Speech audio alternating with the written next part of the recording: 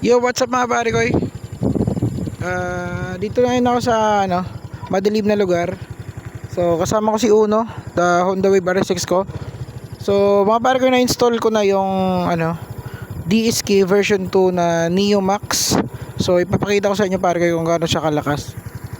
So ito yung stock ko, stock headlight. Naka high beam, ito yung low beam.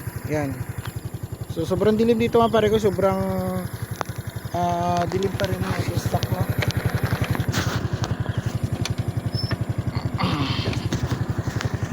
So ayan, ganyan siya. So papakita ko sa inyo ngayon yung ating ilaw, no? Ito siya mga pare ko, and 1, 2, 3 go.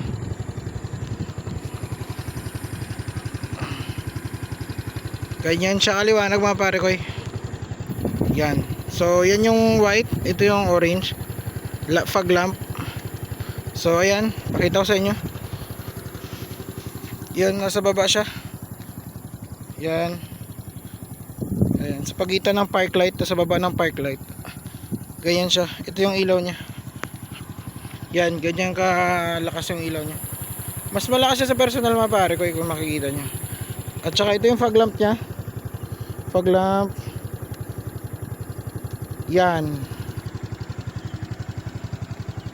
So medyo baba siya konti, no? I-adjust pa natin para medyo taas siya. Yung white. Yan. So ayun, sobrang dilim dito mga pare ko. Ayan, pakita ko sa inyo. Yan. Walang kailaw-ilaw dito. Ito yung sinasabi kong madilim na parte ng papuntahang Silang. So ayan si Uno. So ang laking tulong talaga mga pare ko, no? Order na kayo. Paglagay ako ng link dyan sa baba, click nyo lang kung gusto nyo. Pati bracket na kasama.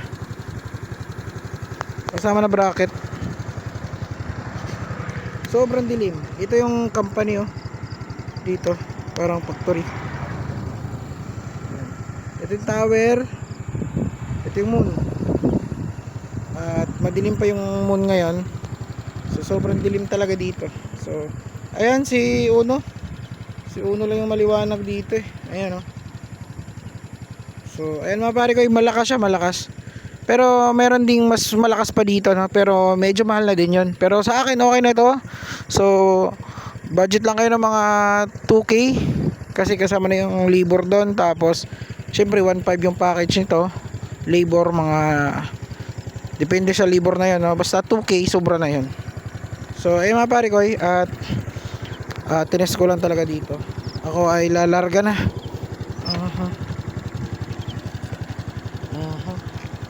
Ayan yung point of view ko ng ilaw. So hindi nga lang siya sumusunod, no, sa manubela, kasi nga nandun siya sa nakapik siya doon sa baba, eh. Pero okay na din yan. So okay, lalarga na.